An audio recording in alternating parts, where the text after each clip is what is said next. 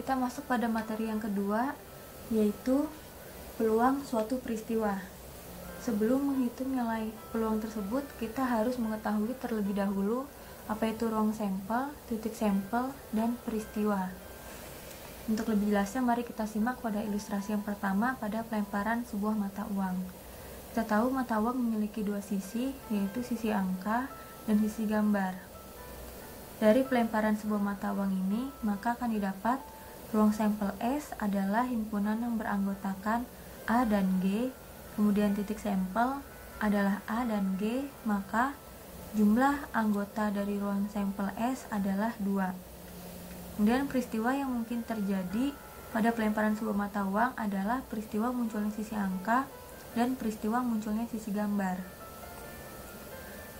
Pada ilustrasi kedua, yaitu pelemparan sebuah dadu, di mana pada umumnya dadu memiliki 6 sisi, yaitu sisi angka 1, angka 2, angka 3, angka 4, angka 5, dan angka 6. Dari pelemparan sebuah dadu ini akan didapat ruang sampel S adalah himpunan yang beranggotakan 1, 2, 3, 4, 5, dan 6. Dan titik sampel adalah 1, 2, 3, 4, 5, dan 6. Maka banyaknya anggota ruang sampel S adalah 6. Peristiwa yang mungkin terjadi pada pelemparan sebuah dadu yaitu peristiwa munculnya angka prima, peristiwa munculnya angka genap, peristiwa munculnya angka kurang dari 4, dan lain sebagainya. Sehingga dapat disimpulkan bahwa ruang sampel adalah himpunan semua peristiwa yang mungkin diperoleh dari suatu percobaan, dinotasikan dengan S, dan banyaknya anggota ruang sampel dinotasikan dengan NS. Titik sampel adalah setiap anggota ruang sampel atau peristiwa yang mungkin. Dan peristiwa adalah himpunan bagian dari ruang sampel yang diamati. Contoh yang pertama, tentukan ruang sampel dan banyaknya anggota ruang sampel A pada pelemparan 2 buah mata uang, B pada pelemparan 2 buah dadu. Kita simak jawabannya. Untuk menjawab pertanyaan A, kita dapat menggunakan diagram pohon, di mana sisi dari sebuah mata uang adalah angka dan gambar. Ini untuk sisi pada mata uang yang pertama, dan ini sisi pada mata uang yang kedua. Kemudian kita pasangkan sehingga didapatkan pasangan angka-angka, angka gambar, gambar angka, dan gambar-gambar. Maka ruang sampel pada pelemparan 2 buah mata uang adalah himpunan yang beranggotakan AA, AG, GA, GG. Dan banyaknya anggota ruang sampel S adalah 4. Untuk menjawab pertanyaan yang B, kita dapat menggunakan sebuah tabel, di mana yang mendatar ini adalah kolom dari sisi mata dadu 1, di mana sisinya ada angka 1, 2, 3, 4, 5, dan 6. Dan yang menurun ini adalah sisi dari mata dadu 2. Jumlahnya sama dan 6, yaitu angka 1, 2, 3, 4, 5, dan 6. Selanjutnya kita lakukan perkalian silang, sehingga didapatkan 1, 1, 1, 2, 1, 3, 1, 4, dan seterusnya sampai 6, 6. Maka ruang sampel pada pelemparan 2 buah mata dadu adalah himpunan yang berukuran 6 x 6, dan banyaknya anggota ruang sampel adalah 36. Masuk ke materi peluang suatu peristiwa. Peluang suatu peristiwa dapat didefinisikan sebagai berikut.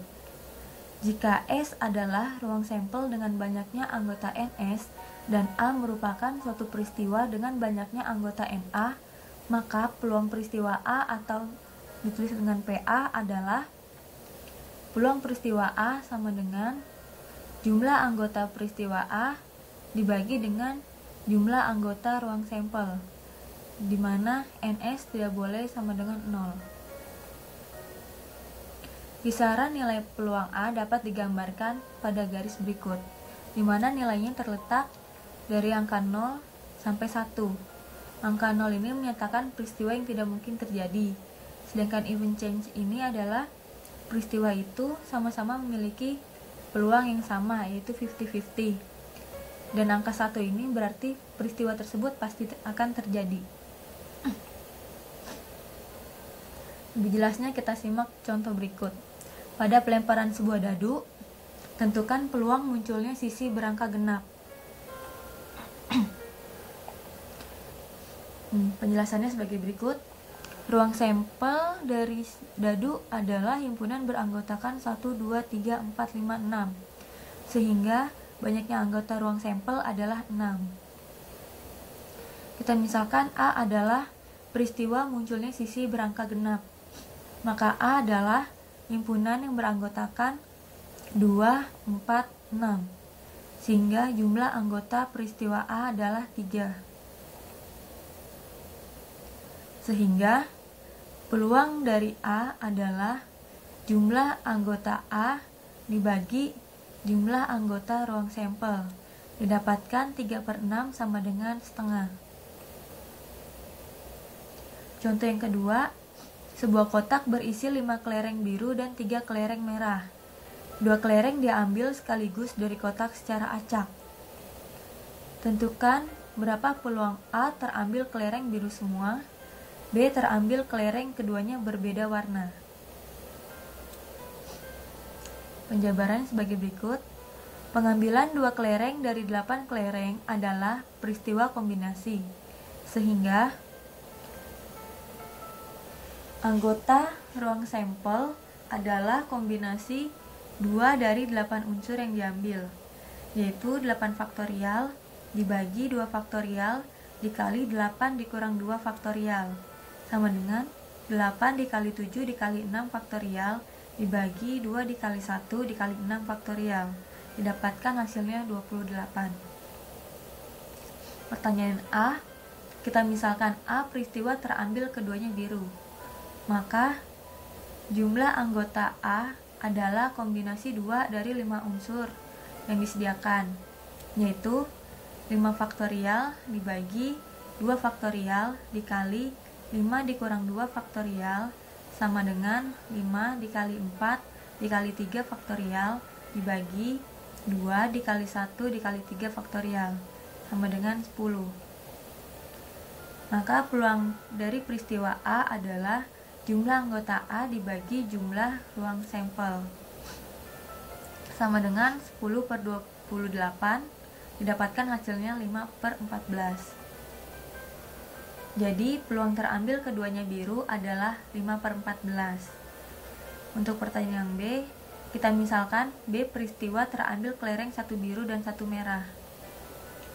Maka banyaknya anggota peristiwa B adalah kombinasi 1 dari 5 dikali kombinasi 1 dari 3 unsur sama dengan 5 dikali 3, didapatkan hasilnya 15. Maka peluang dari peristiwa B adalah jumlah anggota B dibagi dengan jumlah anggota ruang sampel, yaitu 15/28. Jadi peluang terambilnya kelereng yang berbeda warna adalah 15/28. Frekuensi harapan. Frekuensi harapan atau FH, suatu peristiwa pada sebuah percobaan adalah hasil kali antara peluang peristiwa dengan banyaknya percobaan yang dilakukan. Sehingga dapat kita tulis, frekuensi harapan peristiwa A adalah banyaknya percobaan yang dilakukan dikali peluang dari peristiwa A. Lebih jelasnya lagi, kita simak contoh berikut. Sebuah dadu dilempar sebanyak 100 kali. Tentukan frekuensi harapan munculnya sisi berangka genap. Jawabannya sebagai berikut. Ruang sampel dadu adalah himpunan yang beranggotakan 1, 2, 3, 4, 5, 6. Sehingga banyaknya anggota ruang sampel adalah 6. Kita misalkan A peristiwa munculnya sisi berangka genap. Maka A adalah himpunan yang beranggotakan 2, 4, 6. Sehingga banyaknya anggota dari peristiwa A adalah 3. Jadi peluang dari peristiwa A adalah Banyaknya anggota A dibagi banyaknya anggota ruang sampel, didapatkan 3/6 sama dengan setengah. Sehingga frekuensi harapan dari peristiwa A adalah banyaknya percobaan yang dilakukan dikalikan dengan peluang dari peristiwa A, yaitu 100 dikali setengah, didapatkan hasilnya 50. Sekian materi kedua kita mengenai peluang suatu peristiwa. Mudah kan? Terima kasih.